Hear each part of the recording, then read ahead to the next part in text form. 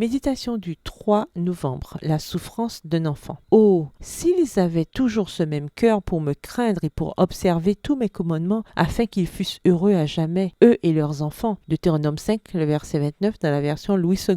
Beaucoup de gens croient que l'enfance est l'étape la plus heureuse de la vie et je ne doute pas que ce soit le cas. C'est du moins ainsi que cela devrait être, car les enfants, avec leur existence brève et leur manque d'expérience, sont comme une graine récemment plantée dans le sillon de la vie, en attendant de fleurir et de donner du fruit. Malheureusement, la réalité diffère parfois beaucoup de cette situation idéale. Des millions d'enfants dans le monde entier vivent dans des conditions de solitude et d'abandon, même en étant avec des personnes qui devraient leur fournir sécurité, attachement, affection et respect, comme des parents, des tuteurs et des enseignants. Ne nous leurrons pas, de nombreux enfants souffrent beaucoup. Traiter dignement son enfant est le devoir de toute mère, et à plus forte raison d'une mère chrétienne. Elle est la première à pourvoir aux besoins de son petit. Face aux adultes, l'enfant est en position de vulnérabilité dans tous les aspects, physique, mental et spirituel. C'est une épée à double tranchant. Ayant un esprit malléable, il peut être éduqué, instruit, conduit, guidé et aimé pour devenir un digne enfant de Dieu. Mais par ailleurs, sa vulnérabilité le met en danger quand il est à la charge d'adultes abusifs qui l'agressent physiquement et émotionnellement, qui limitent son droit de grandir et de se développer, ne pourvoient pas à ses besoins et l'exploitent, ce qui sème en son esprit et en son cœur des peurs, de la méfiance, de la rébellion, de la haine, de la rancœur et de la violence ouverte ou cachée.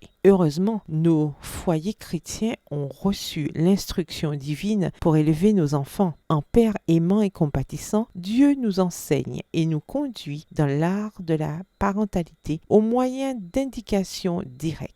Guider les enfants dans ces principes doit être notre engagement et la tâche dont nous devons nous charger maintenant, car d'elle dépend le salut de nos enfants. Lorsque le jugement aura lieu et que les livres seront ouverts, beaucoup soulèveront leur couronne à la vue de l'univers rassemblé et montrant leur mère, ils diront « Elle m'a fait tout ce que je suis par la grâce de Dieu. L'instruction qu'elle m'a donnée, ses prières ont été bénies et m'ont valu le salut éternel. » Texte tiré du livre Événements des derniers jours au chapitre 20 à la page 223, livre écrit par Ellen G. White. Aujourd'hui, en servant le petit déjeuner à vos enfants, faites-le comme si vous serviez Jésus en personne. Bonne journée, que l'Éternel vous bénisse.